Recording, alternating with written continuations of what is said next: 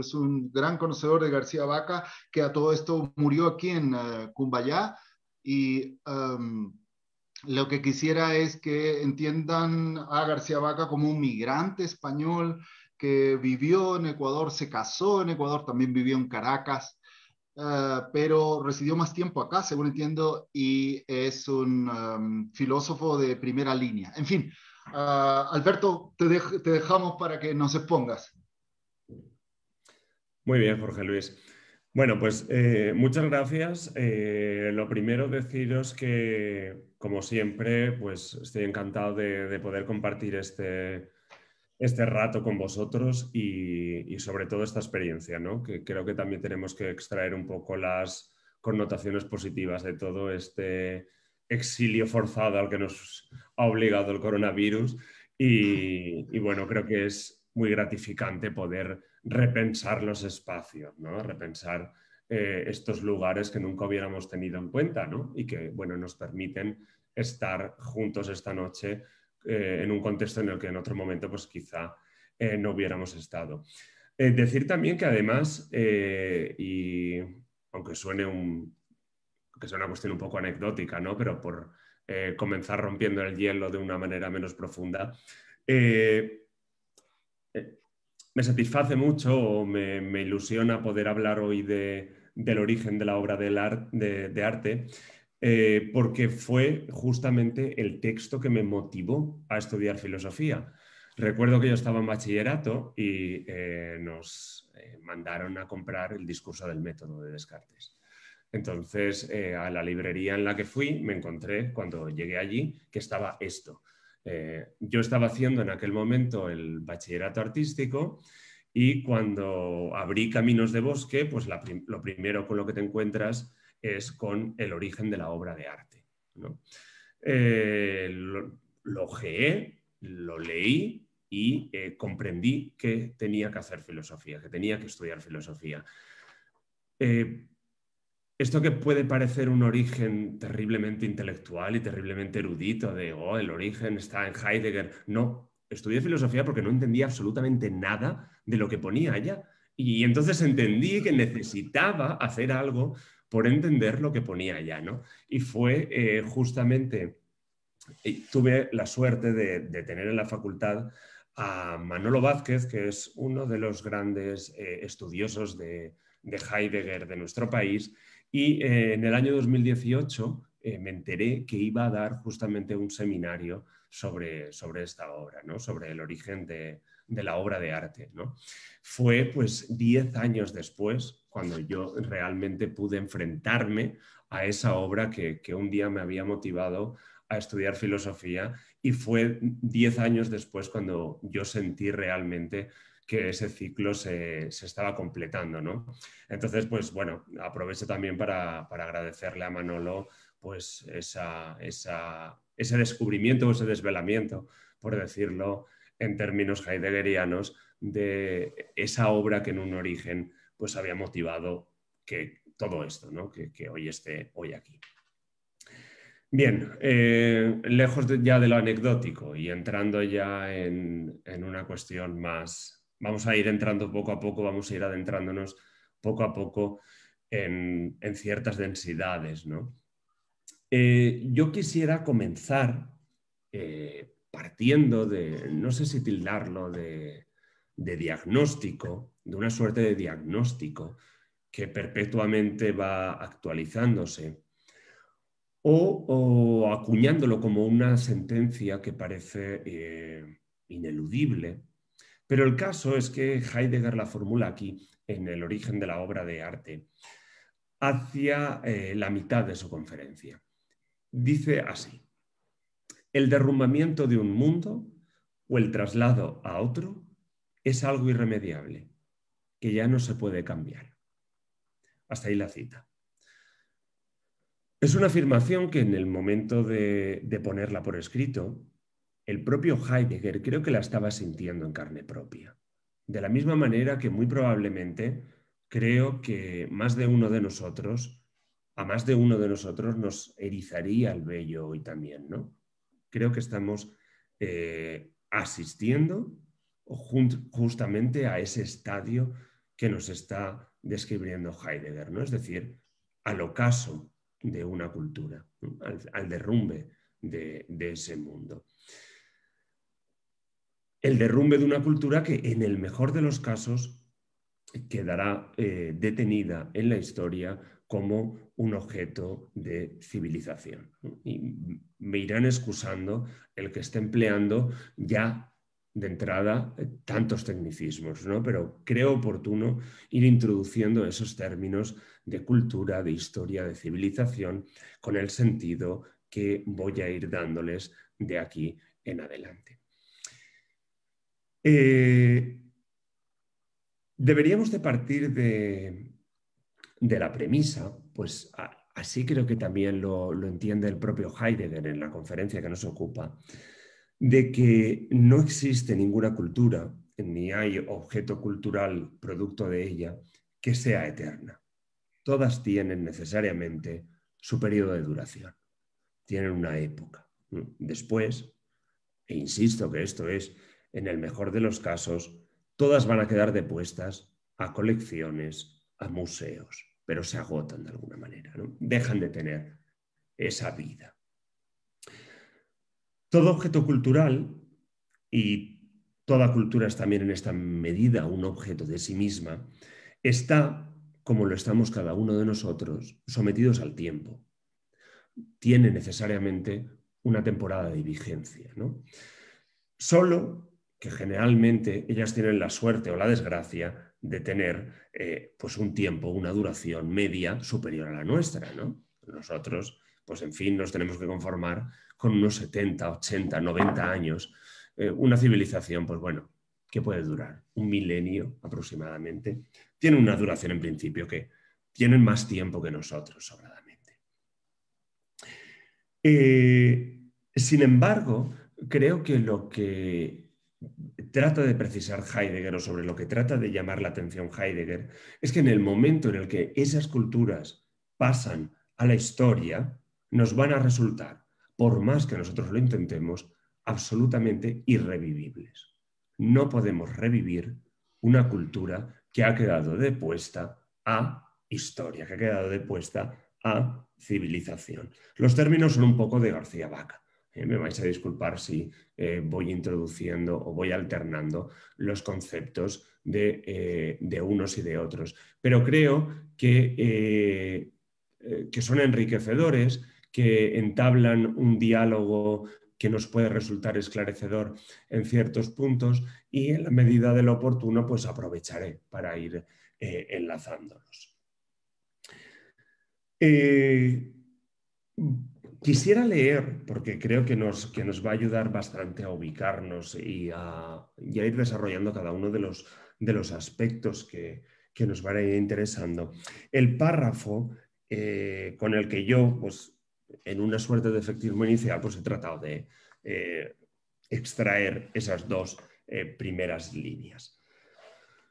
Estoy empleando la traducción de Caminos de Bosque de Arturo Leite y Elena Cortés. Esta versión es la que apareció en el año 95 en adelante. La editorial La Oficina ha publicado recientemente una traducción actualizada que merece la pena y que además está en edición bilingüe del texto de Heidegger, y lo ha completado con un postscriptum a El origen de la obra de arte de Martin Heidegger, de Arturo Leite, que también merece la pena echarle un vistazo porque resulta bastante esclarecedor. Yo he trabajado con la versión clásica porque era la que ya tenía trabajada y la que tenía las anotaciones y demás.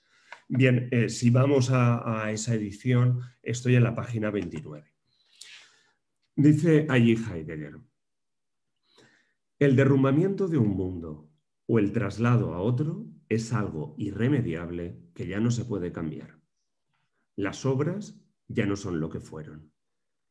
No cabe duda de que siguen siendo ellas las que contemplamos, pero es que ellas mismas son esas que han sido. Como esas que ya han sido, nos hacen frente en el ámbito de la tradición y la conservación. A partir de ese momento, ya solo pueden ser tales objetos. Ciertamente, su manera de hacernos frente es todavía consecuencia de su anterior modo de subsistencia, pero ya no es exactamente eso mismo. Eso ha huido fuera de ellas. Toda empresa en torno al arte, hasta la más elevada, la que solo mira por el bien de las obras, no alcanza nunca más allá del ser objeto de las obras. Ahora bien, el ser objeto no constituye el ser obra de las obras.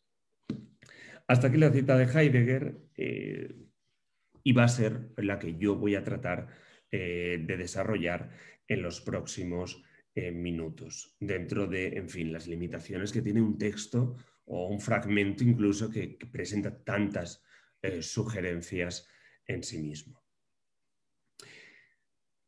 Por lo que me interesa comenzar indagando es que a las obras del pasado accedemos solo en su ser objeto, no en su ser obra, sino en su ser objeto. Ya no podemos acceder jamás a su ser obra. Como les decía, toda esta cuestión va a ser la que nos ocupará esta noche y en la que voy a tratar de incidir para ver esa sutil dicotomía que nos marca Heidegger, ¿no? La diferencia entre el ser objeto de las obras y el ser obra de las mismas. En definitiva, pues siento no ser terriblemente motivador si sintetizo la cuestión diciendo que pues esta noche de lo que he venido a hablar es del decaimiento del mundo, de nuestro mundo, pero también de todos aquellos mundos que nos han precedido, ¿no? Y de la inevitabilidad de esto. Lo que nosotros estamos viviendo, lo que yo creo que estamos padeciendo en carne propia y lo que el propio Heidegger está también describiendo en el párrafo que acabo de leer, no es otra cosa que, o así lo considero, que un proceso de peculiar desacralización. Pero aquí lo sagrado sería una dimensión anterior al fenómeno religioso y a la divinidad entendida en tanto que Dios. Aquí lo sagrado y consecuentemente ese proceso de desacralización al que voy a referirme, creo que remite más bien a aquella otra capacidad que tiene una civilización arcaica de vivir la vida orgánica como un sacramento. La cita va a ser algo extensa, pero creo que merece la pena. Es un fragmento del Tratado de Historia de las Religiones de Mircea Eliade y dice lo siguiente. Una de las diferencias fundamentales que separa al hombre de las culturas arcaicas del hombre moderno radica precisamente en la incapacidad de este último de vivir la vida orgánica, en primer lugar, la vida erótica y la de nutrición, como un sacramento.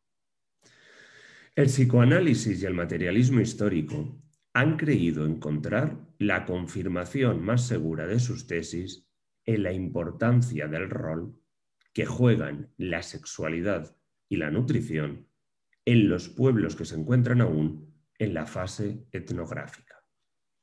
Sin embargo, el psicoanálisis y el materialismo histórico han descuidado el valor, diríamos aún la función, completamente distinta respecto al sentido moderno que tienen el erotismo y la nutrición en estos pueblos.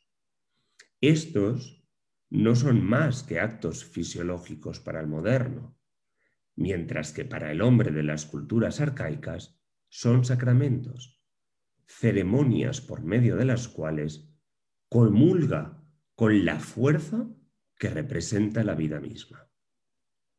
La fuerza y la vida no son sino epifanías de la realidad última.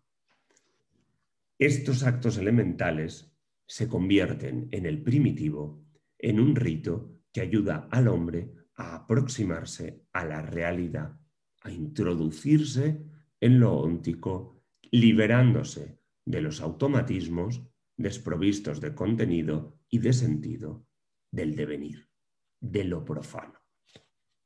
Hasta aquí la cita de Helíade. En definitiva, por aquella suerte de proceso de sacralización, lo que para el hombre arcaico consistía en una ceremonia por medio de la cual comulga con la fuerza que representa la vida misma, para el moderno, para lo que Helíade está llamando el profano, no es más que un acto fisiológico.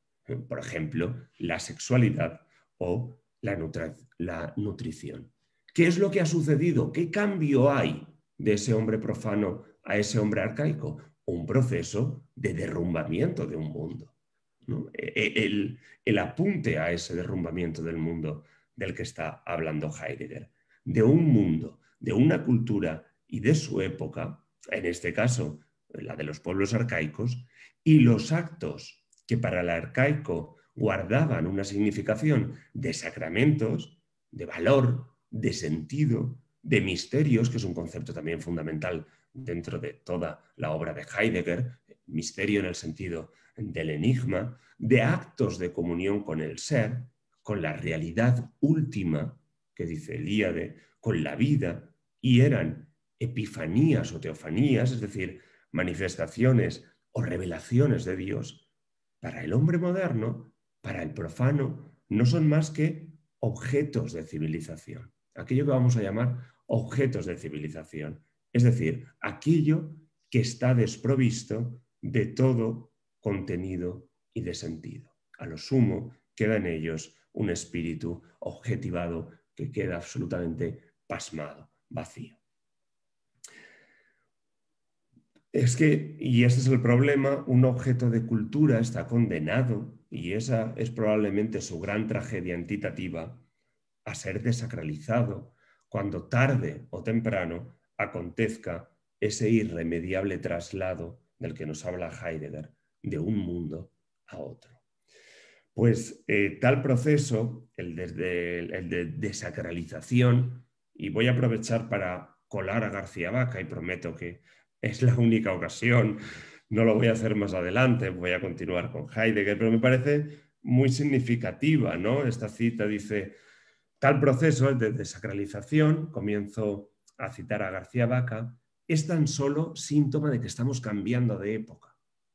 Ese conjunto de cosas que antes estaban en su lugar y únicamente en su lugar, cuadros en una catedral, órgano en una catedral, lengua viviente, van pasando a academia, a museos, a cabaret, a cine, lugares que llamaríamos sencillamente profanos. En realidad, estamos matando el espíritu objetivo y haciendo que éste descienda simplemente a espíritu objetivado.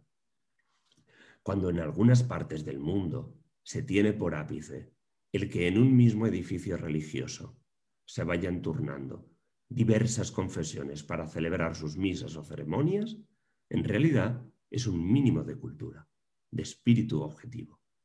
Se ha transformado simplemente un edificio religioso en hotel en que todo el mundo puede entrar y vivir cómodamente.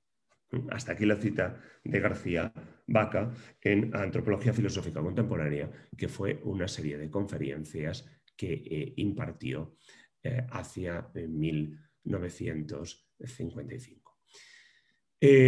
Bien, en el origen de la obra de arte, y entrando ya propiamente después de esta amplia introducción en el tema que nos va a ocupar, Heidegger plantea una escisión fundamental, que es la escisión entre tierra y mundo, como la problemática que subyace a toda obra de arte. Levantar por espontánea inventiva la tierra a mundo es la problemática que subyace a todo este tipo de creación, ¿no? A toda obra de arte. Y el ejemplo paradigmático que nos presenta Heidegger en este escrito es ese lenguaje viviente que sería un templo griego. Dice Heidegger, un templo griego simplemente está ahí, se alza en medio de un escarpado valle rocoso. El edificio rodea y encierra la figura del dios y dentro de su oculto asilo deja que ésta se proyecte por todo el recinto sagrado a través del abierto peristilo. Gracias al templo, el dios se presenta en el templo. Esta presencia del dios es en sí misma la extensión y la pérdida de límites del recinto como tal recinto sagrado.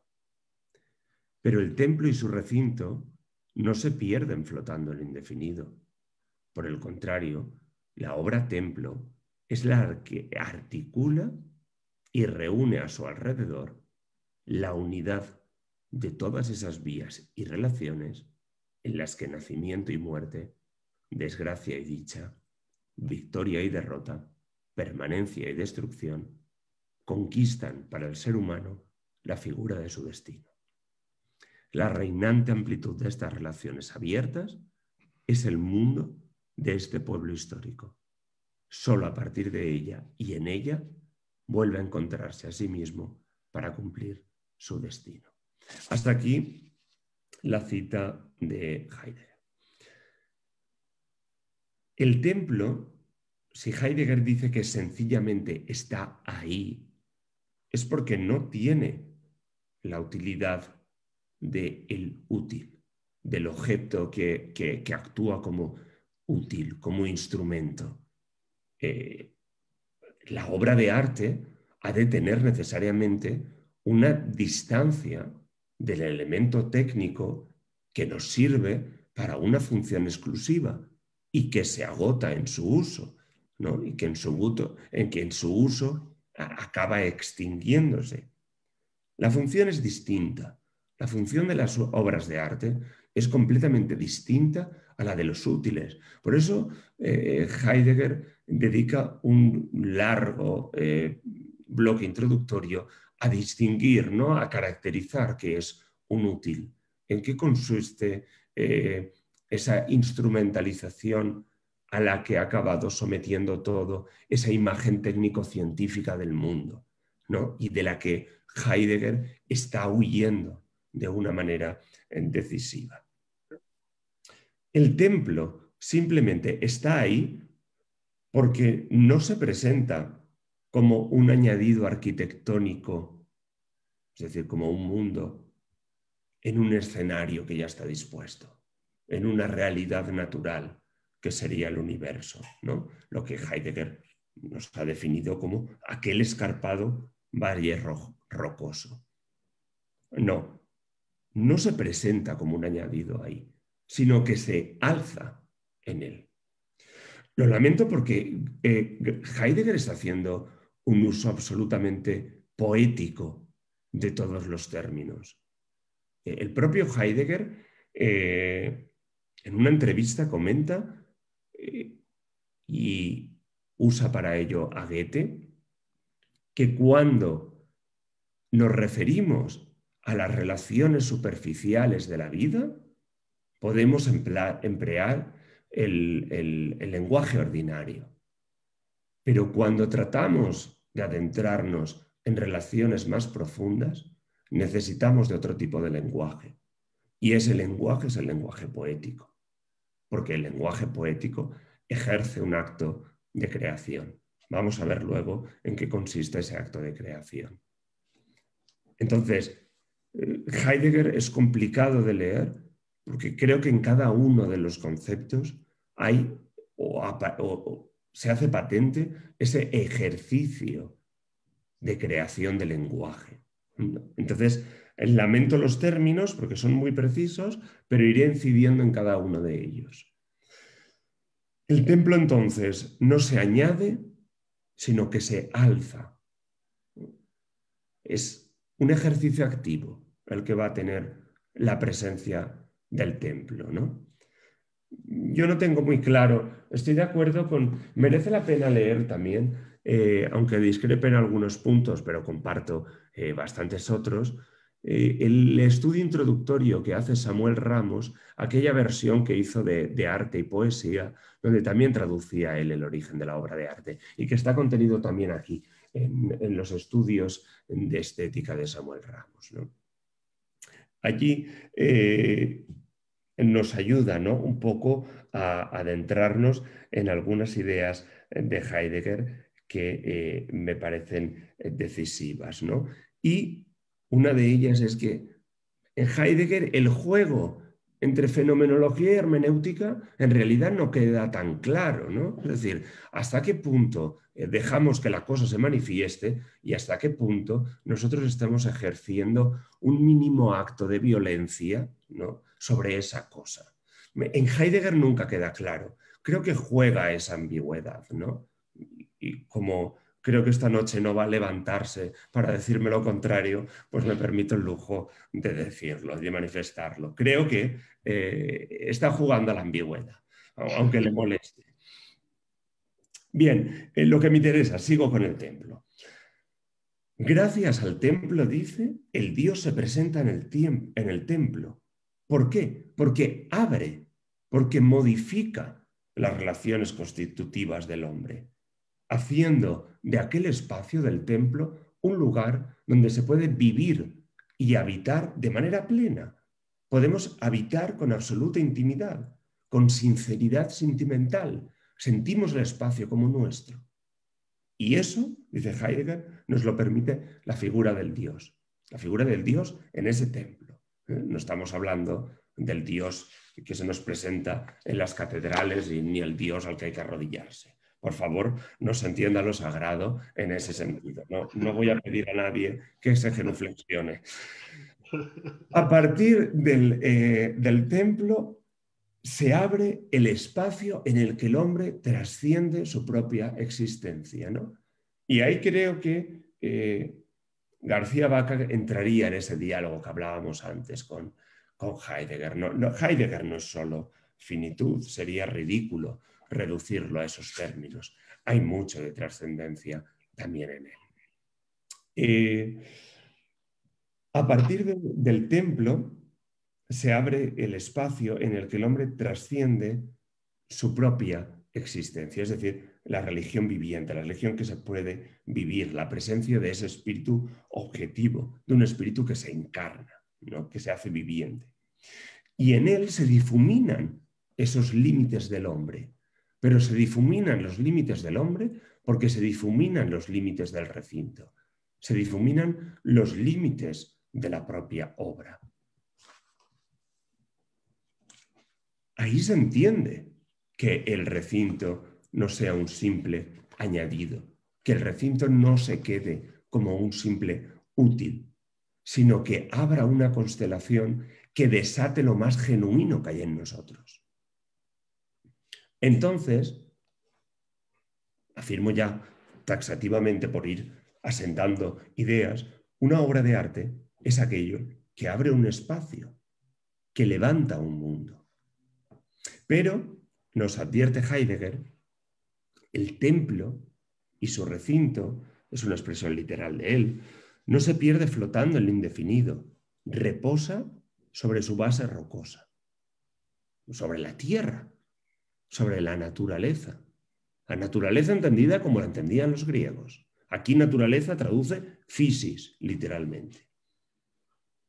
Y dice, añade, al reposar sobre la roca, la obra extrae de ella la oscuridad encerrada en su soporte informe y no forzado a nada. Lo lamento en el alma, eso no es fenomenología. Eso es violencia extrema. Saca la oscuridad, extrae lo que hay encerrado en la roca, lo que permanece oculto en la tierra. La obra fuerza a ese material que se nos entrega. Y me excuso por el término, porque no es propio. porque lo material, la materia, remite a algo que científico-matemáticamente podemos codificar. Y la Tierra no es codificable. Y esa va a ser la tensión que hay en Heidegger, ¿no? En esa necesidad que tenemos nosotros de codificar y cómo la Tierra nos planta cara y nos impide esa codificación. Bien, tenemos entonces piedra sobre piedra, pero son dos piedras distintas. Por un lado tenemos la piedra telúrica, la piedra como material, como materia en bruto, y por otro lado tenemos la piedra como la piedra que hemos edificado, la piedra edificada, la piedra como mundo, es decir, la materia valiosa. La tierra es el material en bruto, pero el mundo es lo que nosotros hemos convertido, ese material en bruto, en materia valiosa, en materia, vamos a decirlo pragmáticamente, con términos de James, en una materia que nos vale la pena, que nos merece la pena para algo. Entre la una y la otra dimensión no hay un antagonismo ni distancia, dice Heidegger. Es lo mismo lo que se convierte en lo otro, cuando en realidad están terriblemente enfrentadas, ¿no? Son esas paradojas también que hay en el lenguaje de Heidegger. Por ello, la piedra se nos hace habitable. Por eso el templo se nos puede volver casa de íntima y sincera sentimentalidad. Lo oscuro de la tierra es aquello que la tierra, que la materia, tiene de reluctante. Aquello que es inaccesible intelectualmente, ¿no? Aquí aparece ya la irracionalidad de Heidegger, ¿no? Ese carácter de odio hacia la racionalización, hacia la lógica. Hablará Heidegger en todo momento de tantos rasgos prelógicos en el hombre, ¿verdad? Es aquel soporte informe, la materia, la tierra, lo oscuro de la tierra. Es decir, aquello con lo que la razón choca y el lenguaje es incapaz de traducir. Pero le añado yo a Heidegger, el lenguaje ordinario, el lenguaje poético sí puede traducirlo. Ahora vamos a ver cómo, ¿no? Pero sí puede traducirlo. La tierra no es potencia de desvelamiento, no puede desvelar nada, no puede clarificar nada. Es algo encerrado, a la espera de que el mundo lo desoculte, de que el mundo lo fuerce a ser otra cosa. Voy con otra cita de Heidegger, más poética todavía si cabe que las anteriores, pero de una belleza absoluta y una riqueza tremenda. Dice: allí alzado, el edificio aguanta firmemente la tormenta que se desencadena sobre su techo, y así es como hace destacar su violencia. El brillo y la luminosidad de la piedra, aparentemente una gracia del sol, son los que hacen que se torne patente la luz del día, la amplitud del cielo, la oscuridad de la noche. Su seguro alzarse es el que hace visible el invisible espacio del aire. Lo inamovible de la obra contrasta con las olas marinas y es la serenidad de aquella la que pone en evidencia la furia de éstas. El árbol y la hierba, el águila y el toro, la serpiente y el grillo, solo adquieren de este modo su figura más destacada y aparecen como aquello que son. Hasta ahí la cita de Heidegger. Es tremenda. Tendríamos para estar hablando aquí varias semanas. Voy a intentar sintetizarlo.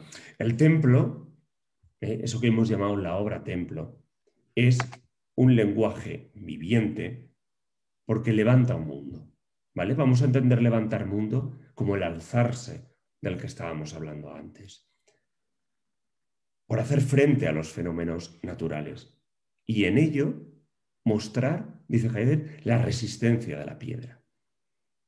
Y la piedra que resiste es la piedra que han labrado las manos del hombre, aquella que constituye la realidad del templo ostenta, en tanto que material, simplemente su dureza.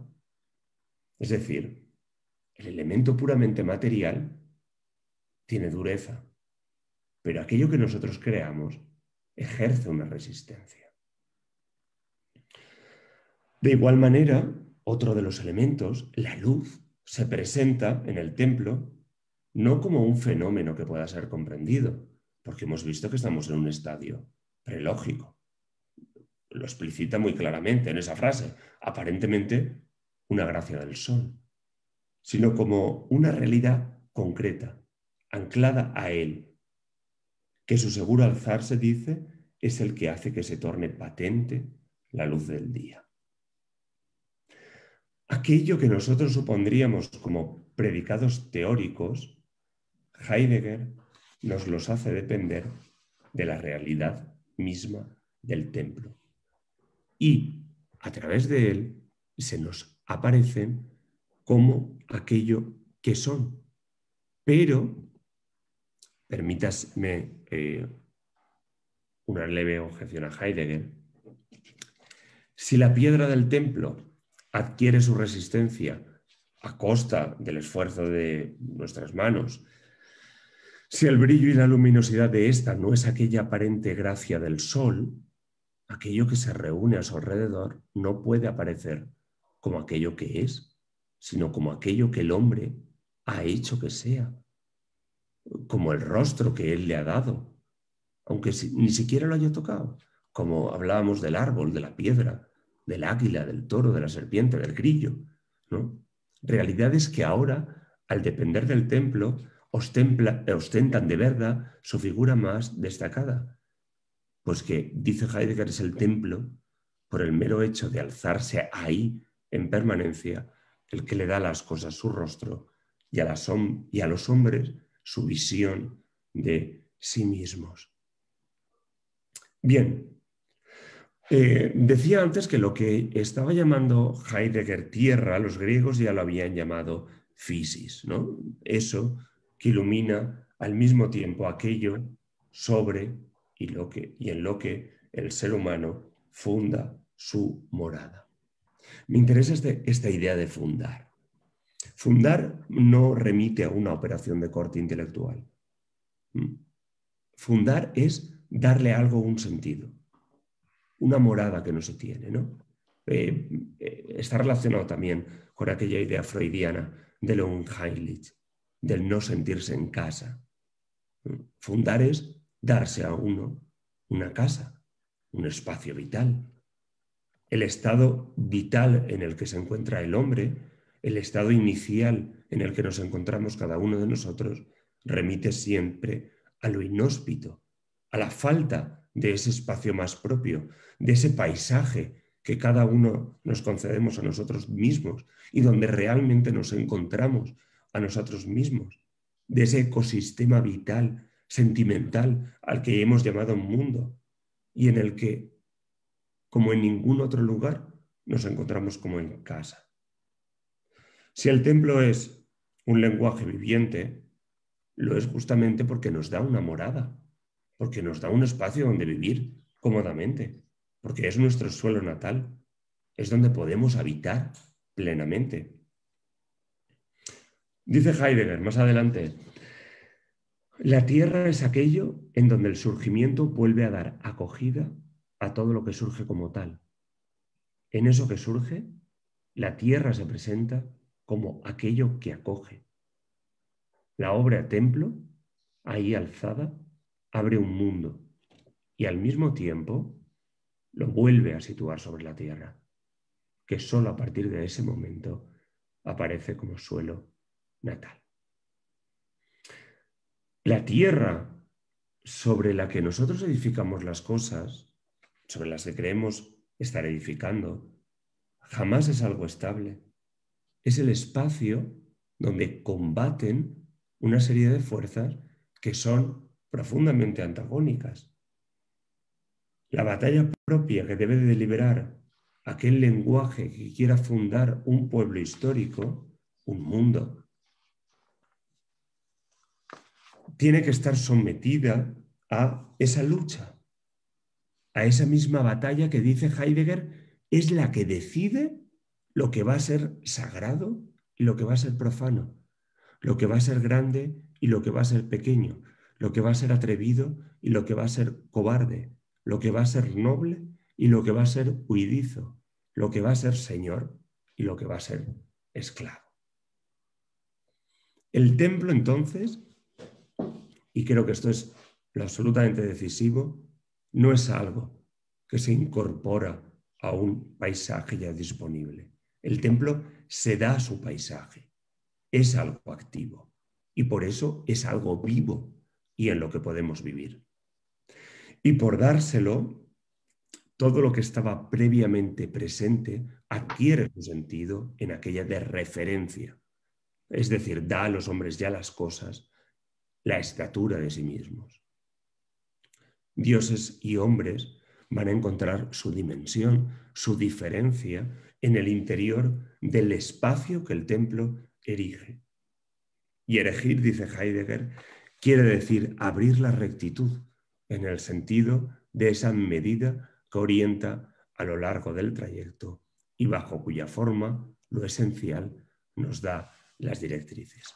La obra templo, entonces, cumpliría la misma función que los vectores, pero desde la experiencia de una vivencia.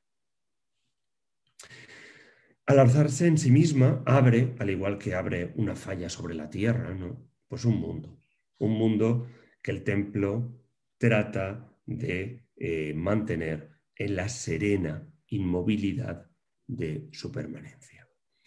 El mundo, nos dice Heidegger, no es una cosa, no es un objeto que podamos contemplar.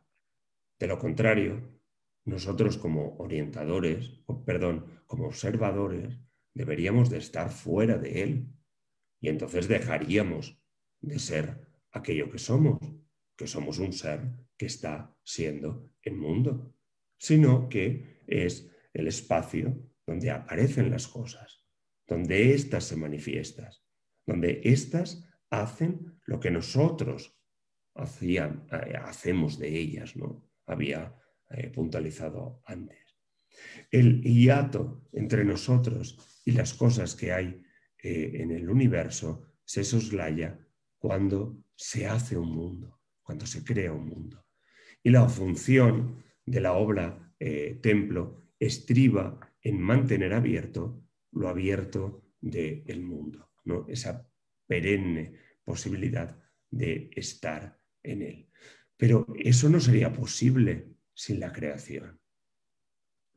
Habíamos dicho con Heidegger que el templo era piedra sobre piedra, pero tales piedras habían dejado de ser distintas para pasar a ser diversas. Una se le brindaba al hombre, mas la otra le era impuesta. La naturaleza se le fuerza a tener una forma que ella no tiene, que es el constructor, la que está labrando, ¿no? En las columnas del templo. Pero me planteo una cuestión.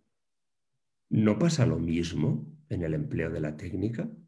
Es decir, ¿qué diferencia hay entre la piedra que labramos para que constituya la columna de un templo y, por ejemplo, la rueda de un molino? La materia, en el caso de esa rueda de molino, en el caso del útil, es una realidad que está hecha a partir de un material. De tal manera que el utensilio está poniendo la materia a su servicio. Me tiene que servir, me tiene que proporcionar aquello que yo estoy tratando de conseguir de ella. Pero eso lo oculta. Está ocultando a la piedra. En el momento en el que la rueda de molino está siendo rueda de molino, está dejando de ser una mera piedra. Está ocultando el ser de la cosa en la plenitud del uso de esa función que yo le he dado. Eso Heidegger lo llama la fiabilidad del útil. El útil tiene que ser fiable. La piedra tiene que garantizarme el éxito de su función. Y el éxito de su función es actuar como una piedra de molino. Si no me funciona como piedra de molino, mal vamos. ¿Cuál es la diferencia entonces? Que la piedra de molino depende de su fiabilidad, de que efectivamente cumpla su función, de que haga su uso. Pero en la obra de arte, dice Heidegger, la piedra no deja de ser una piedra. En el útil sí. En la rueda de molino, la piedra deja de ser una piedra para pasar a ser una rueda de molino. Dice, literalmente, en ningún lugar de la obra está presente algo semejante a un material. En la obra de arte me estoy refiriendo. Se realiza aquello que constituye la materia de la que está hecha. Está realzando la singularidad de esta materia. La obra de arte se retira a la tierra y en ella hace emerger la tierra misma. Esto es lo paradójico. Mientras que en el utensilio se da una cierta continuidad, la obra se orienta a ella. Dice Heidegger de nuevo. A ese estado básico de la realidad, condición necesaria tan solo para que, dice Heidegger, era una cita de García Vaca, que quiero intercalar aquí para aclararlo de Heidegger. A ese estado básico de la realidad, condición necesaria tan solo para que de ella surjan, porque sí, novedades en ser, novedades en nada, es decir, que la forcemos a ser una cosa distinta de lo que ella era. Es en el espacio que abre la obra de arte donde se muestra la complejidad del material del que está hecha. La obra lleva al universo a lo abierto de un mundo en el que el hombre va a poder fundamentar su morada. Así, una obra de arte no tiene nunca un componente material, tiene un componente terrestre. En ella no accedemos a lo universal de la materia, sino a la singularidad de una piedra en concreto. Donde hay material, hay producción en serie y al escultor le interesa lo singular, lo que no se puede reducir a la materia. La confrontación entre tierra y mundo es una confrontación, una lucha de opuestos que no tienen nada que ver entre sí. El mundo, dice Heidegger, reposa sobre la tierra tratando de anular esa dimensión. La tierra, entonces, sería lo cerrado, lo opaco, lo telúrico, el límite en el que decíamos retrocede todas nuestras elucidaciones.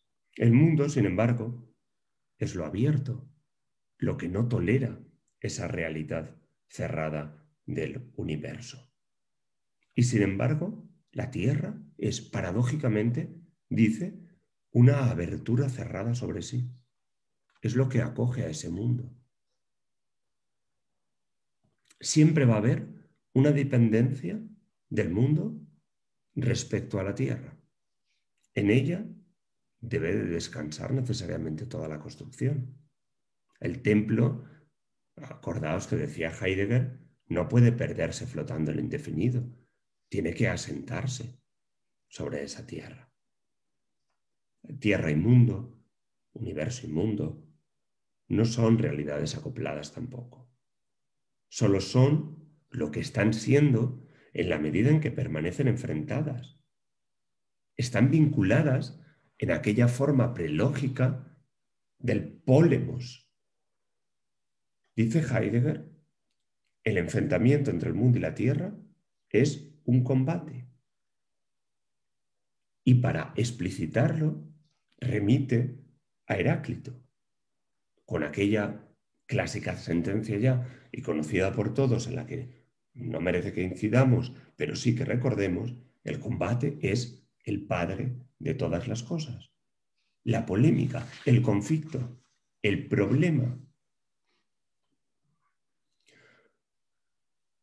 Al afirmar que la tierra no niegue al mundo, sino que lo realza, de igual modo sucede a la inversa.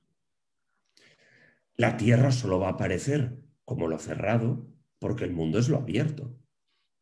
Hay tierra porque hay mundo, y mundo porque hay tierra. Es un antagonismo incesante, y es un antagonismo anterior a cualquier forma de lógica. Y creo que aquí es donde está justamente el eje vertebrador de todo el pensamiento heideggeriano, en ese conflicto de una batalla que no será nunca resuelta y en la que no va a haber jamás ni un vencedor ni un vencido. La obra de arte dice: al levantar un mundo y traer aquí la tierra, enciende esa lucha. ¿Dónde está la verdad en la obra de arte?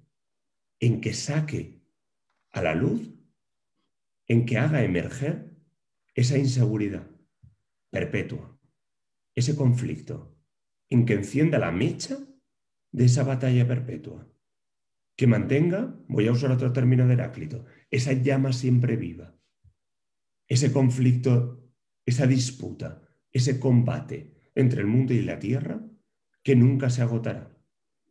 El ser obra de la obra consiste en custodiar esa llama siempre viva, ¿no? Como aquellas vírgenes vestales que conservaban, que trataban de guardar el fuego sagrado en el templo que estaba dedicado a la diosa romana de la tierra, del fuego y del humo, ¿no? Esa perpetua batalla entre el mundo y el universo. No puede haber arte si hay pasividad. Para que haya arte debe de haber una suerte de robo, una suerte de llaga que genere esa actividad. Los útiles son los que son pasivos. Los útiles nos pertenecen, podemos usarlos, pero a las obras le pertenecemos nosotros, porque están vivas, porque son activas, porque son el espacio donde renovadamente vemos ese conflicto entre lo hosco, lo hostil de la tierra, lo que se nos niega a la conceptualización y esa necesidad nuestra de dotar de sentido a las cosas. E insisto, nos la da a ver, no nos la resuelve. Anticipo el final del texto de Heidegger.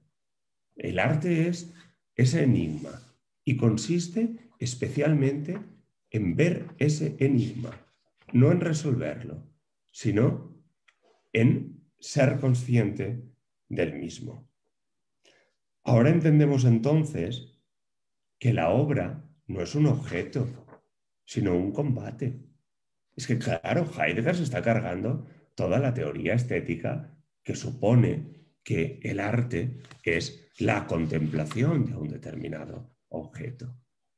No existe contemplación de ese objeto. Lo que existe, lo que hay, lo que son las obras, es un combate, una tensión permanente entre la materialidad sin significado alguno de la tierra y la plenitud de sentido del mundo.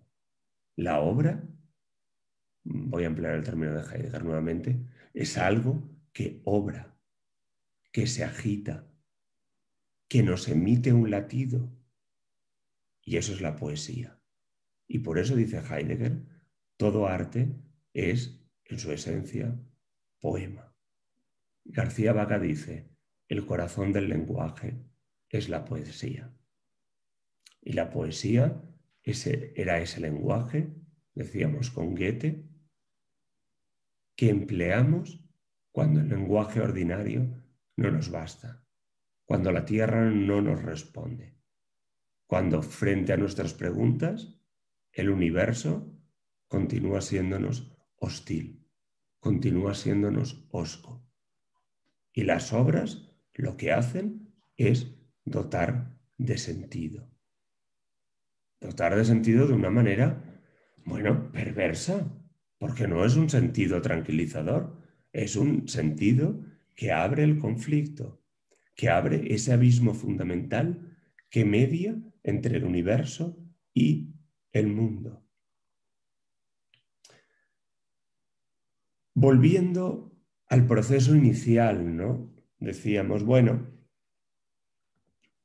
las obras de arte se agotan, el mundo, la cultura se acaba. Y es algo ineludible, es algo que tenemos que dar por supuesto, que eso se va a acabar, que que va a desaparecer y que va a ser irrevivible, ¿no? Que llegará el momento en el que esa llama se apague. ¿Para qué nos sirve a nosotros contemplar las obras de arte del pasado? Para que despierte en nosotros esa llama, para que sigamos preservando, para que Heidegger no habla de curadores de obras de arte, habla de cuidadores. ¿Y qué es lo que cuidan? Cuidan ese fuego, cuidan esa llama de ese combate entre el mundo, entre la tierra y el mundo, entre la cerrazón y la apertura, entre la carencia de significado y la dación del sentido. ¿Pero con qué conflicto nos encontramos? Y esto es terrible, pero es así. Pues con que incluso el creador, que tome como punto de partida un objeto de civilización, no va a poder revivirlo jamás. No lo puede habitar sinceramente. No lo puede vivir como el individuo que vivió originalmente aquella realidad. Pongamos un ejemplo práctico que nos resulte más esclarecedor que todas estas ambigüedades poéticas de Heidegger. Cuando Modigliani crea aquella cabeza que termina subastándose, que termina rematándose en Christie's por 35 millones de dólares, no está reviviendo el arte de la civilización cicládica, en absoluto. No lo está sintiendo. Puede imaginarlo, puede tomarlo como material en bruto. Y eso no lo desprestigia, lo está convirtiendo en una materia valiosa para un objeto cultural que sí va a estar relleno de vida, que sí va a estar relleno de lenguaje, de espíritu objetiva. Pero aquellas figurillas que tienen más de 5.000 años no están muertas. Si estuvieran muertas, las emplearíamos como útiles y aprovecharíamos su piedra, no sé, para hacernos cualquier otro instrumento. Pero sí que están como pasmadas, como detenidas en el tiempo. Ya no nos son vivibles. Están llenas de eso que hemos llamado espíritu objetivado. Pero fijaos la perversión del asunto y lo terrible de este. Tampoco aquel generoso comprador que tenía lo suficiente como para gastar 35 millones, cerca de 35 millones de dólares en aquella cabeza de Modigliani, tampoco va a poder revivirla. Tampoco va a poder sentir lo que sintió Modigliani. En definitiva, jamás vamos a poder revivir aquellas culturas que se han agotado. Tenemos que asumir de una vez por todas que los mundos, igual que se construyen, terminan por derrumbarse. Y quizá lo terrible de las palabras de Heidegger dichas en el día de hoy es que estamos asistiendo al derrumbe de un mundo, de un determinado mundo, y que terriblemente es el nuestro, pero que se está acabando, como se acabaron otros, y no pasa nada. Vendrán nuevos mundos. Esos nuevos mundos los tendremos que crear nosotros. Y si Heidegger cree que la obra de arte contiene en sí la verdad, es porque está permanente en ella ese fuego de la lucha, del combate entre la tierra y el mundo, entre la carencia de significado y la dación de sentido. Nos pertenece a nosotros el conservar esa llama, el hacer que ese fuego continúe siempre vivo. Y eso, y es otro de los puntos fundamentales de Heidegger, no pasa jamás por una dilucidación lógica, por una sistematización. No tenemos que caer en esa visión técnico-científica del mundo que terriblemente lo ha acabado convirtiendo todo en útiles. Estuvo muy bien en su momento, nos ha venido muy bien la técnica. No estoy esbozando un discurso en oposición al discurso técnico-científico. Lo que estoy diciendo es que la técnica también acarrea el peligro, el terrible peligro de la instrumentalización. Y que a lo mejor tendríamos que cuestionarnos si el derrumbe de los mundos no va siempre asociado a la tecnificación de los mismos. Si no es que cuando un mundo se nos desvanece es porque hemos convertido todos los elementos de ese mundo en no más que útiles, en cosas que empleamos y gastamos.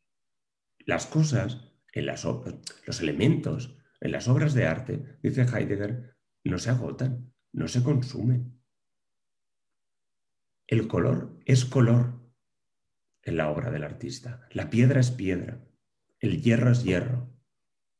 Pero en esta mesa, sobre la que estoy apoyando ahora el libro de Heidegger, esta madera está quedando anulada. No es madera, es una mesa. Y la fiabilidad de la mesa es que me sirva como tal.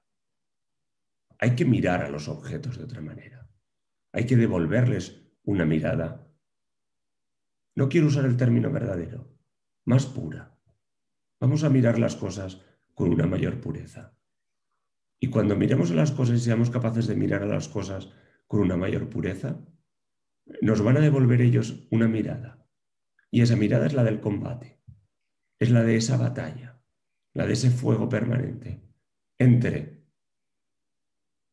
lo terrible que es mirar a las cosas y que éstas no nos devuelvan ni la más mínima expresión, ni la más mínima palabra, que sepamos ya hoy, de antemano, que hasta el día que llegue el momento de desaparecer, no vamos a entender absolutamente nada y que estamos únicamente abocados a forzar a que las cosas nos otorguen un sentido, que nosotros le damos, que nosotros creamos. Ese es el verdadero conflicto. Esa es la verdadera batalla. Y por eso el arte está profundamente enlazado con la poesía y la poesía con la verdad. Es como una tríada. Verdad, belleza, bondad. No. Arte, poesía, verdad. Enlazan mejor. Y enlazan mejor porque nos abocan a ese conflicto, que no va a estar resuelto jamás. ¿Por qué no va a estar resuelto jamás? Y cierro con el epílogo de Heidegger. Las reflexiones precedentes, dice en su epílogo, tratan del enigma del arte. El enigma que es el propio arte. Lejos de nuestra intención, pretender resolver el enigma. Nuestra tarea consiste en ver el enigma. Hasta ahí la cita de Heidegger. Lo siento, he sido muy denso, pero he tratado de hacer lo mismo que él, quedar lejos de esa intención de resolver el enigma y he tratado de ver con vosotros el enigma. espero que juntos hayamos conseguido ver algo más de este conflicto que, lo siento, no lo vamos a resolver jamás. Muchas gracias. Un aplauso para el expositor. Una maravilla. Aplausan. En fin, ¿qué puedo decir? Sí, no estoy seguro si, ¿cómo se llama? Este texto del origen de la tragedia, el origen de la obra de arte, perdón, es del 35, ¿no? Bueno, Sí, tiene diferentes reformulaciones, ¿no? Que Heidegger va como recomponiendo hasta que da la versión definitiva. sí. Lo que me hace pensar dentro de lo que tú dices es que en cierta medida como que el arte amplía esta visión tan como limitada que hay en Ser y Tiempo del mundo como los útiles, los objetos teóricos y los Daseins, ¿no? En cierta medida acá como que muestra algo así como que le había quedado en el tintero en Ser y Tiempo, es el hecho de que introduce el arte como un factor también determinante en cuanto al, eh, como tú bien decías, a esta apertura del mundo, ¿no? Lo que me cuesta, y no sé si me puedes contestar, lo que me cuesta entender es que si el arte es como obra, si el arte es un objeto del mundo o simplemente es una apertura del mundo, puesto que mi criterio, después de leer Ser y Tiempo, el mundo está constituido, al menos en la primera sección de Ser y Tiempo, por los útiles, por los objetos teóricos, los Zuhándenes, los Vorhándenes, los Daseins, y diríamos, y ahora el mundo, después de 7, 8 años de publicación de Ser y Tiempo, también incluye el arte. Bueno, es que yo creo que no es nada fácil responder a esto. ¿Por qué? Porque me da la sensación, e insisto, me atrevo a decir esto porque Heidegger está enterrado, si no, no lo diría. Es que Ser y Tiempo probablemente en algún momento él lo llegase a sentir como un encadenamiento, como una finitud, como que ese estadio prelógico, él queda de alguna manera fuera de él cuando redacta Ser y Tiempo. Porque en muchos puntos Ser y Tiempo es profundamente lógico y tiene connotaciones profundamente lógicas.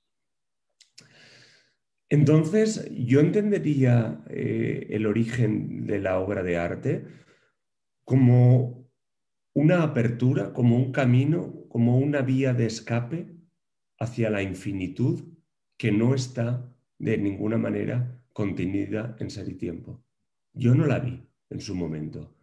Yo no vi en Ser y Tiempo cuando lo leí ese espacio de lo infinito que Heidegger sí contempla en las obras posteriores. Creo que Ser y Tiempo marca un hito del que rápidamente Heidegger tiende a distanciarse. ¿Y qué similitud podemos encontrar entre, no sé, entre Ser y Tiempo y el camino de bosque que escribe Heidegger? ¿O por qué permanecemos en la provincia? O este, el de estancias, o este otro, el arte y el espacio. ¿Qué tienen que ver con Ser y Tiempo? La distancia absoluta. La distancia absoluta. Es que quizá él se haya visto en un momento determinado encerrado en ese propio afán de conceptualización. En Heidegger no hay, en el primer Heidegger, vamos a llamarlo así, no me gusta esas maneras de categorizar y encerrar al propio autor dentro de unos determinados parámetros, ¿no? Pero es que probablemente en Ser y Tiempo hay una manera de responder demasiado cercana a esa imagen científico-técnica también, ¿no? A esa idea de lenguaje superficial. Lenguaje superficial entendido en el sentido del lenguaje que acuña, en el sentido del lenguaje que pasma, lenguaje que asienta, que conceptualiza, ¿no? Ujú. Yo creo que hay una distancia definitiva y creo que Heidegger descubre que ser y tiempo le termina asfixiando y la necesidad del arte es la necesidad que tiene el hombre en definitiva de apertura, de generar nuevos horizontes que allí no estaban contenidos. Entonces, cuando veo a Heidegger, veo más el Heidegger de estos textos que ahora te comentaba que el de Ser y Tiempo, ¿no? Que es quizá un Heidegger más clásico, no en un mal sentido, pero un Heidegger no simpático con ese estadio prelógico que nos está proponiendo después, ¿no? Porque ¿cómo leeríamos Ser y Tiempo desde esa prelógica? Yo creo que Ser y Tiempo es mucho más lógico que prelógico, ¿no crees? Sí, desde luego. Entonces, no lo sé. Creo que, bueno, está muy bien, ¿no? Que los autores escriban obras de las que luego tomen absoluta distancia. Creo que eso es lo enriquecedor. También está siempre el propio combate del que está hablando Heidegger, está siempre también en su propia obra y está en sus propios escritos. Ujú. Y creo que es el que acontece. Sí, lo que dices tú en el sentido del lenguaje como poético, en el sentido de creativo, es decir, esa capacidad de que no tiene el lenguaje como analiza en Ser y Tiempo cuando habla de las habladurías y del lenguaje del sentido común y del lenguaje cotidiano, ¿no? En Uh-huh. cierta medida también aquí como que hay un hilo conductor que arraiga en Ser y Tiempo, es el hecho de que la impropiedad es la que, podríamos decir, tecnifica al Dasein, es decir, lo vuelve un ser puramente utilitarista. Pero hay otro factor importante acá en tu perspectiva, que es um, eh, que como bien dices tú, Ser y Tiempo es un límite, Ser y Tiempo es un programa pero que tarde o temprano abandona. Y en cierta medida, yo lo he corroborado, como les he dicho a mis alumnos, a través de las cartas a Elizabeth Blochman, en donde él, o sea, la amiga le pregunta y él contesta que no quiere saber nada de Ser y Tiempo, ya en los años 30, o sea, 5 años antes de esta obra, lo que podría representar precisamente esa limitación de un programa de humanidad, pero llena de restricciones y llena de aspectos que el propio Heidegger, en la medida en que vive la situación que vive, porque básicamente es la Segunda Guerra Mundial y la hecatombe alemana, podríamos decir, no la hecatombe europea, sino las circunstancias de este, decadencia total República Germana y de su devenir como, digamos, con todas las limitaciones de la época. Pero más allá de esta situación histórica, hay una gran crisis en Ser y Tiempo, o sea, luego de Ser y Tiempo, y este ingreso en lo poético también tiene mucho que ver, porque tú lo mencionaste, también tiene mucho que ver con la intuición de lo sagrado y de la importancia de lo sagrado, como o en el otro sentido de apertura del mundo. Esa palabra y esa idea de la apertura del mundo, de la Öffentlichkeit, de la manera en donde el mundo se muestra, pero se muestra de una manera más benigna, podríamos decir, es propio de este Heidegger al cual tú te refieres, ¿no? Y en él está la investigación sobre Hölderlin, la investigación sobre, bueno, sobre la obra de arte y sobre una lectura de lo antiguo, de la filosofía presocrática, en donde también se refiere constantemente a lo sagrado. Y en épocas no recuerdo bien si es en la reflexión sobre la técnica, en donde habla de la cuaternidad de cielo y tierra, mortales y divinos. Y ahí se está refiriendo fundamentalmente a este espacio sagrado que también en alguna medida había mantenido cerrado en Ser y Tiempo. En una palabra, el segundo Heidegger como que abre más el mundo, ¿no? Abre mucho más el mundo, sobre todo como experiencia religiosa y como experiencia artística. ¿Sí estás de acuerdo en eso? Sí, pero porque justamente creo que él empieza a sospechar que probablemente sea más difícil que se derrumben los mundos cuanto más abiertos sean estos. Es decir, cuanto más estrecho es el mundo, más facilidad tiene para derrumbarse, ¿no? Y ¿qué sentido tiene el programa de Ser y Tiempo en el momento crucial que él le toca padecer? Es Ujú. decir, podía tener eh, vigencia, y tampoco lo sé, en el momento en el que lo escribe. Pero efectivamente, por eso nos sorprende que, pero ¿cómo es que años después, pocos años después, ya está diciendo que no quiere saber nada de él? Es que han pasado muchas cosas. Es que estamos viviendo una cosa profundamente conflictiva. Yo encuentro mucha similitud con García Vaca cuando en el 36 está escribiendo la introducción a la lógica moderna y pocos años después está diciendo que no quiere saber absolutamente nada de la lógica, que no le recuerden ese libro, porque la lógica no explica el mundo. Pero si hace 2 años pensabas lo contrario. Bueno, es que hay decisión, o sea, hay acontecimientos, voy a decirlo con el término propiamente heideggeriano, hay acontecimientos que modifican completamente nuestra concepción del mundo. Lo que voy a decir puede sonar polémico, pero bueno, lo voy a decir. Somos pocos. Entonces queda en petit comité. Desconectar la grabación. A lo mejor, igual que García Vaca dice, por favor, no leáis mi introducción a la lógica moderna, hacedla desaparecer. A lo mejor había que hacer desaparecer Ser y Tiempo. A lo mejor había que dejar de leer tanto Ser y Tiempo y tendríamos que leer más todos estos opúsculos heideggerianos. Fíjate incluso cómo Heidegger modifica la manera de escribir, ¿verdad? Y ya no trata de elaborar densos tratados. A veces son páginas, ¿no? O el texto este que repasaba esta semana, el del arte y el espacio, a propósito de una exposición de Chillida. Es de una riqueza poética y Sí, es filosófica hermoso. tremenda. Da para un curso, da para una tesis doctoral y sin embargo se lo resuelve ¿en cuánto? ¿En 10 páginas? No necesita más. Está transformando completamente el lenguaje. Está generándonos, está suponiendo realmente una ruptura con el pensamiento anterior.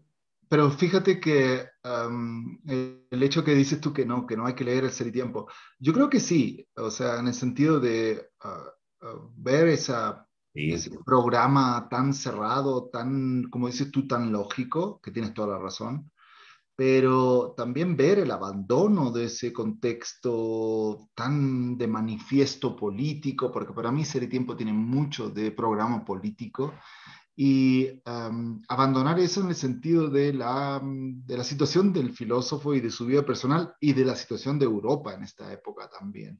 Pero fíjate que la lectura de Ser y Tiempo nos permite entender de que habían grandes equivocaciones ahí y que la perspectiva del arte y de lo sagrado y del ¿cómo se dice?, de lo religioso constituye en el segundo Heidegger el hilo conductor, o podríamos decir, la manera de trascender su propio programa original, ¿no? Y como bien dices tú, sí, toda filosofía, como acabas de mencionar a través del ejemplo de García Vaca, toda filosofía depende de un hombre y de su situación espiritual, de sus emocionalidades, ¿no? Fíjate que leyendo las cartas de Heidegger y Elisabeth Blochmann, ahí cuenta mucho de su vida personal, porque es una amiga de la juventud y es un hombre, lo que llegué a entender y lo poco que llegué a entender, que es un hombre muy emocional, muy sensible, y precisamente esa sensibilidad se muestra mucho, como dices tú, en el segundo Heidegger. en donde la cuestión del arte, la poesía y lo sagrado como que comienzan a destaparse, a estirarse a partir desde Ser y Tiempo. Entonces, no estoy de acuerdo contigo en que no hay que leer Ser y Tiempo o no hay que pararle bola a Ser y Tiempo. Sí hay que pararle bola para ver cómo hay una suerte de desilusión. Y creo que en todo gran filósofo hay que destacar precisamente ese cambio, esa gran desilusión.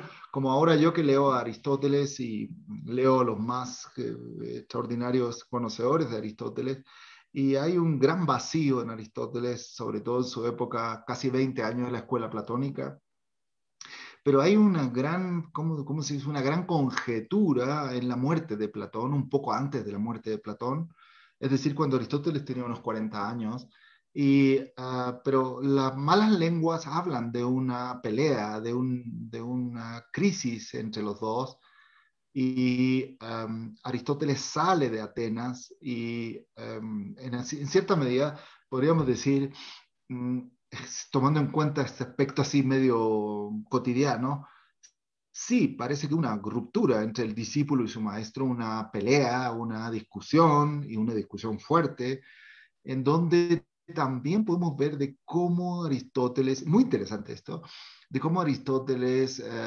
asume posiciones propias, ¿no? Después de esta ruptura, ¿no? A pesar de algunas dedicatorias que hizo su maestro cuando ya murió, pero sí, hay un primer Aristóteles muy, muy ligado a su maestro y este segundo Aristóteles después de esta ruptura, marcado por una emocionalidad, por una madurez personal también. Es muy interesante, léanlo en Werner Jäger, el Aristóteles de Werner Jäger y también en otro autor que en este momento no me acuerdo, que es extraordinario, sobre todo recuperando la obra temprana de Aristóteles.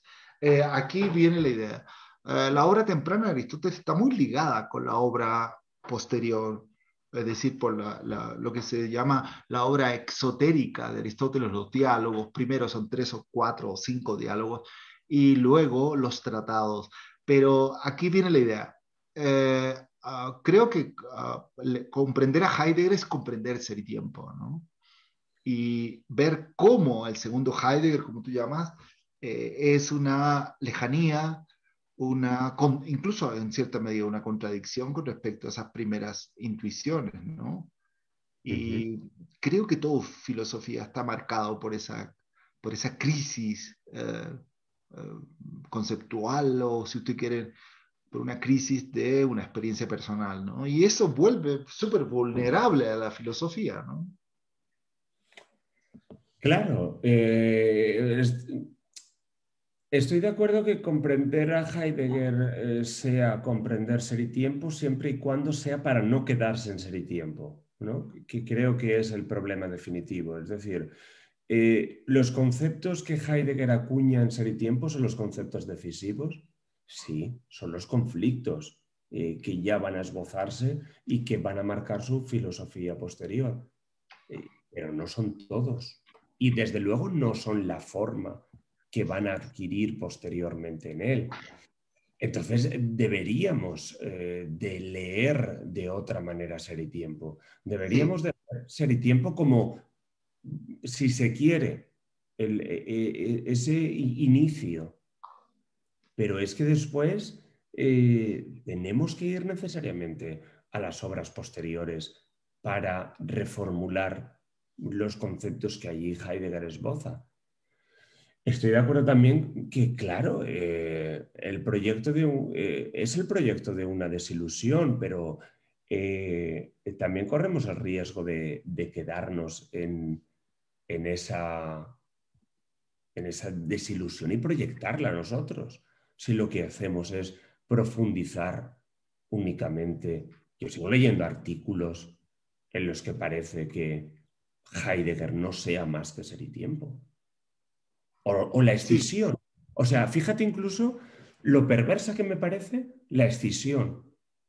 El Heidegger de ser y tiempo es el primer Heidegger y el Heidegger de esto es el segundo Heidegger. No son dos Heideggers distintos, no son dos señores que uno al otro no tengan absolutamente, ni se conozcan.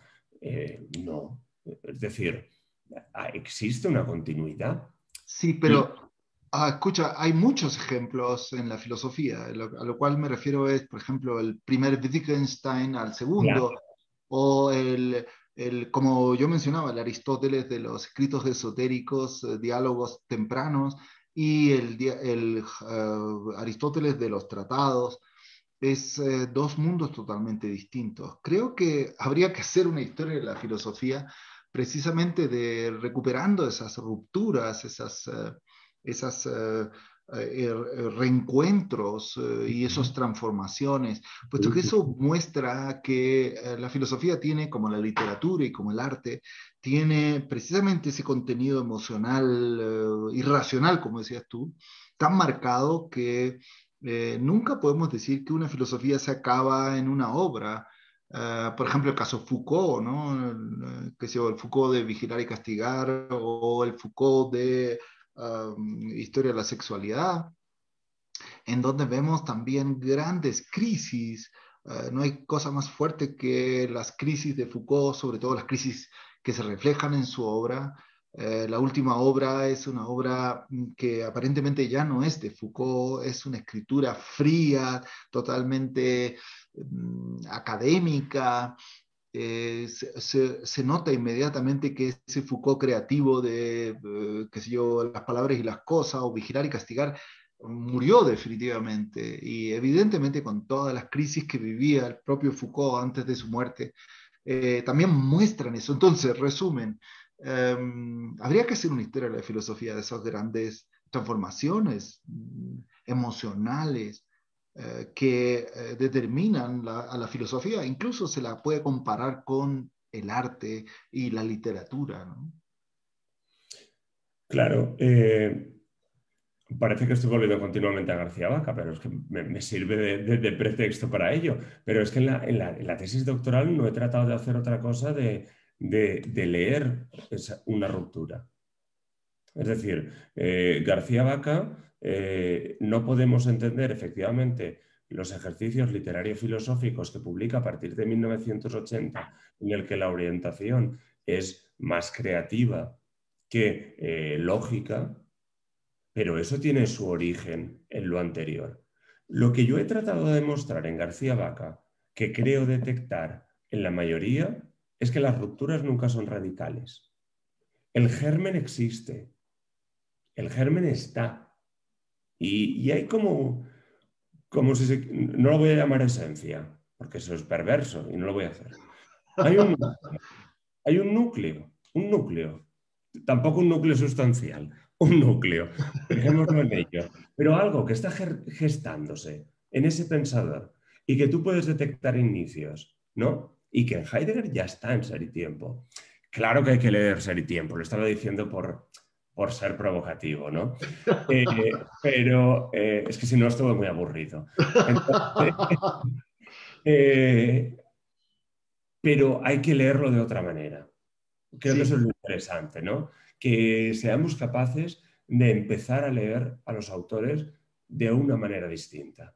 Creo que hay como un asentamiento muy canónico de ciertas ideas, una asociación de determinados modelos con determinados nombres, y creo que esos nombres y esos modelos pueden ser rotos. Y creo que Heidegger es uno de los casos paradigmáticos, ¿no?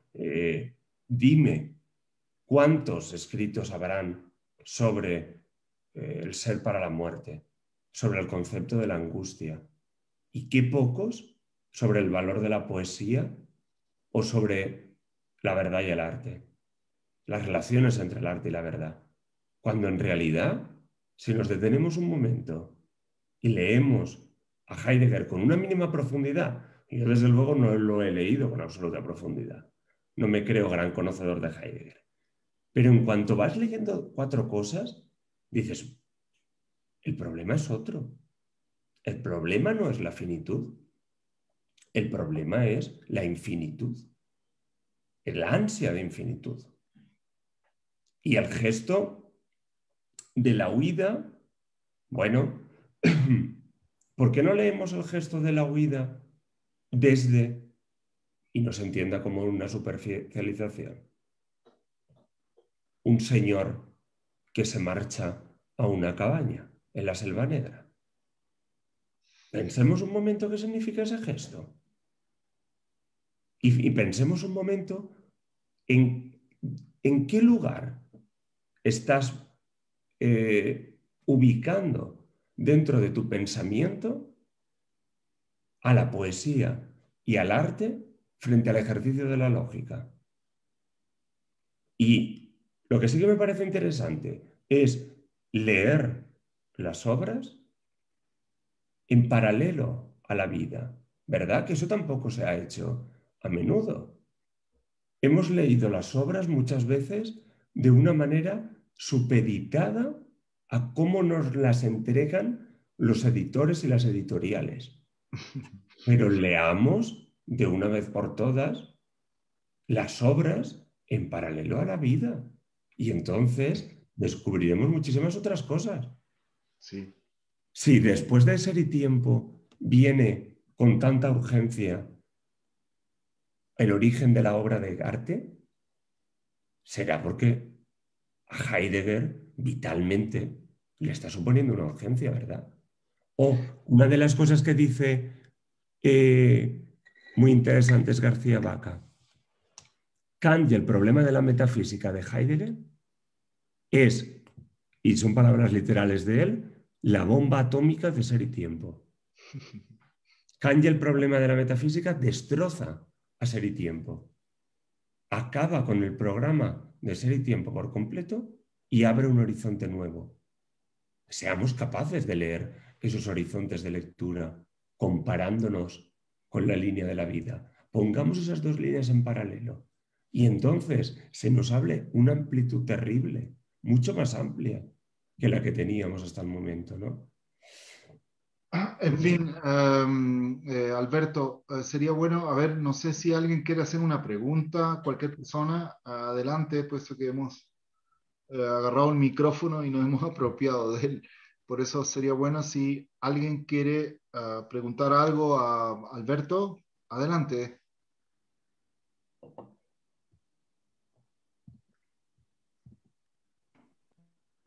Yo tengo una pregunta. Ah, no sé hasta qué punto vaya bien, pero bueno.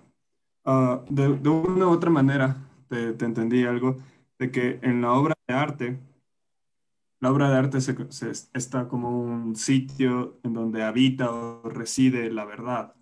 Esta obra de arte pertenece a una época, y si pertenece a una época, entonces podríamos pensar que solo los Daseins de esa época estarían de cierta manera en una condición para acceder a la verdad que reside en esa obra de arte, o puede ser que cualquier Dasein de cualquier época puede acercarse y contemplar una obra de arte y acceder a esa verdad que reside, o por poner una palabra, reside o habita en esa obra de arte. ¿Qué piensas tú de eso? ¿Cualquier Dasein puede hacerlo o las obras están enmarcadas de ley en una época, en un tiempo determinado, y solo los Daseins que estuvieron en esa época pueden realmente acceder a esto? Gracias por la pregunta, Mauricio. Bueno, yo creo que es muy interesante, ¿no? Y da mucho de sí.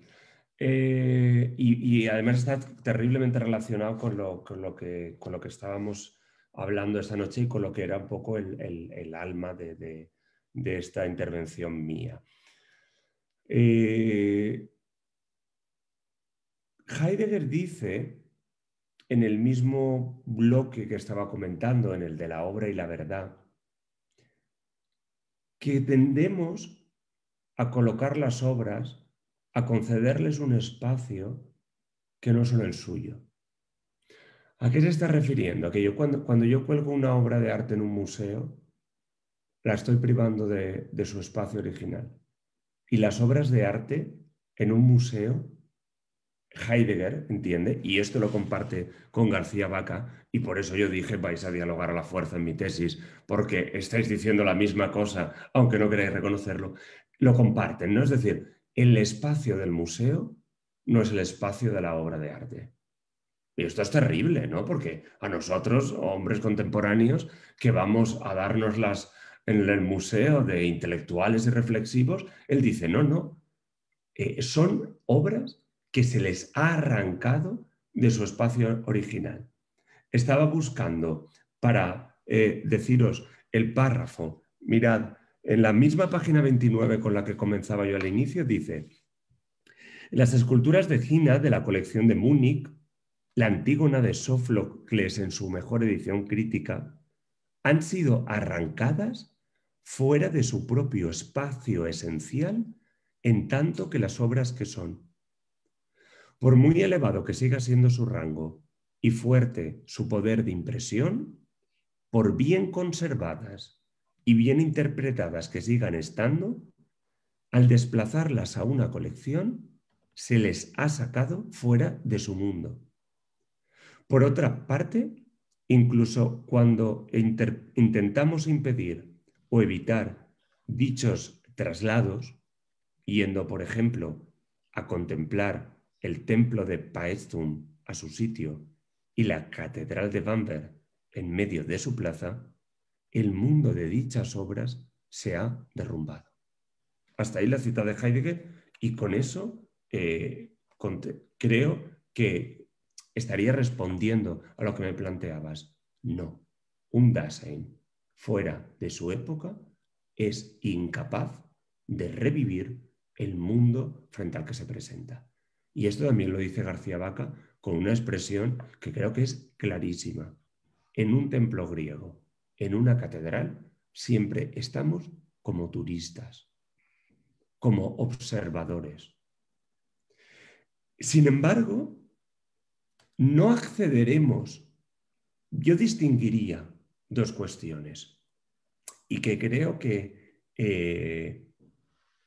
Heidegger y García Vaca llegarían a estar de acuerdo conmigo si tuviéramos ocasión de sentarnos.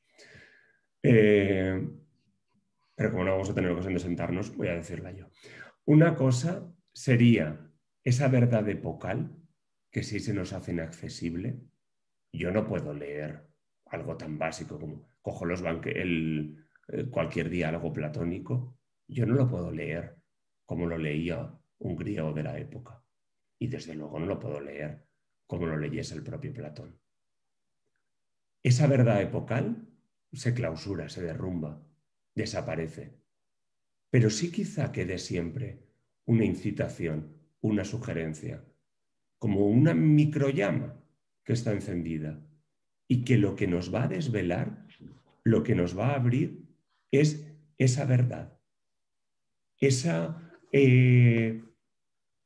conflicto, esa batalla entre lo cerrado de la tierra y la apertura del mundo.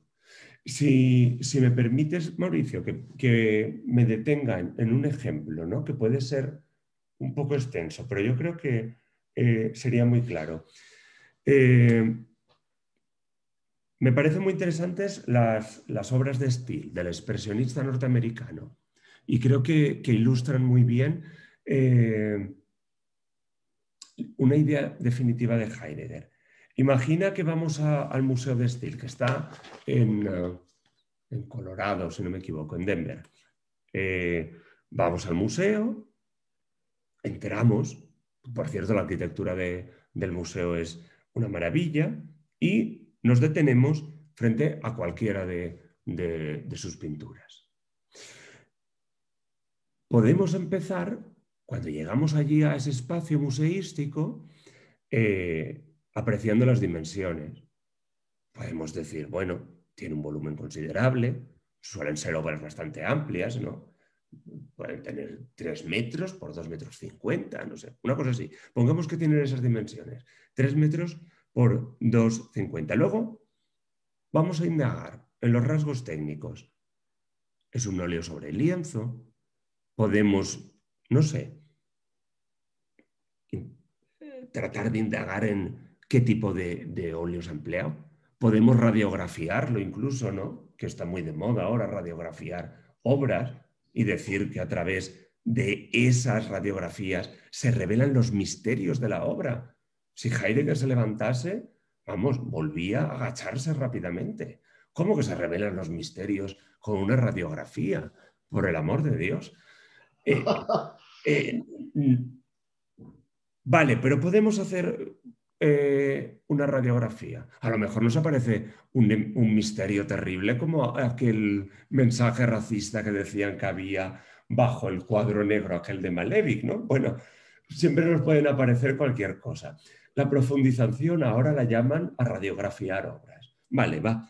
Hacemos eso, radiografiamos la obra, llegamos a esas aparentes profundidades. Va. Insistimos algo más. Vamos a saber dónde lo pintó.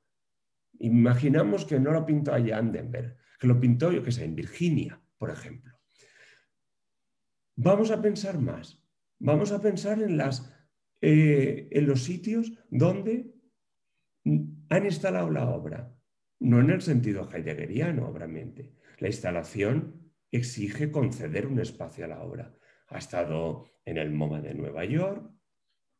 Estupendo. Hemos dado con todos esos datos, ¿vale? Ahora explicadme, ¿qué diferencia habría entre ese cuadro y esa lámpara que tenéis allí? Yo con esa lámpara también os puedo decir las dimensiones que tiene. También os puedo dar los rasgos técnicos. Podemos analizar la composición de la cerámica, podemos analizar los pigmentos, ¿verdad? Yo sé dónde la he comprado y yo sé en las partes de la casa que ha estado. Está ahí, pero estuvo aquí también. ¿Qué diferencia hay entonces entre eso que es un útil, que da luz, y un cuadro? La estaríamos anulando por completo. Y el peligro que corren las obras en las colecciones y en los museos es que las estemos tratando como yo estoy tratando a esa pobre lámpara, que la estoy aprovechando para que me dé luz. Ese es el gran peligro. El problema, y creo que es lo fundamental, es el concepto que Heidegger llama rasgo. Él lo llama rasgo. Creo, si no me equivoco, en alemán, corregidme, Jorge Luis, Riff es el término que emplea Heidegger propiamente. Sí, correcto. Rasgo, ¿no? Desgarradura. Y por eso me parecen las obras de Steele tan significativas para esto, ¿verdad? Porque son como desgarros, como rasgaduras. Aquí en Valencia tenemos a Salvador Soria, ¿no? Que componía, ella murió, desgarros, ¿no? A partir de... Me parecía muy sugerente plásticamente porque te evoca lo que teóricamente está tratándonos de expresar Heidegger. Creo que eso es a lo que podemos acceder de todas las obras, a ese rasgo, a esa hendidura que genera, a esa ruptura, pero no podemos acceder jamás al momento histórico preciso. No, las obras no son una máquina del tiempo. Yo leo a Platón y no vuelvo a la época de Platón. Yo veo una obra del barroco y no vuelvo al barroco. No puedo volverlo, no puedo revivirlo. Pero esa obra, si es una obra de arte, si no se ha convertido en un útil, porque lo siento en el alma, me perdonaréis, pero hay cristos en las iglesias que son útiles, que solo sirven para rezarles. Entonces, si esa obra es obra, obrará. Permítaseme la redundancia y la uso porque la hace Heidegger. Si esa es obra, obrará. ¿Y cómo obra? Rasgándonos, generando esa apertura, abriendo ese conflicto. ¿Y le concedemos nosotros el espacio al colgarla en una pared? No. Nos abre ella el espacio. Entonces, respondiendo a tu pregunta y por no enrollarme, no podemos acceder a lo que sería una verdad epocal, pero sí podemos acceder a ese rasgo de verdad. Correcto. En fin, terminemos acá. Se ha alargado demasiado. Son ya más de 2 horas. Creo que hay que agradecerle, Alberto. Me hiciste muchos acuerdos de algunas reuniones que hemos tenido acá contigo en Quito. En fin, te echo de menos. A ver, Sería... si el coronavirus nos deja Sería, reencontrarnos pronto.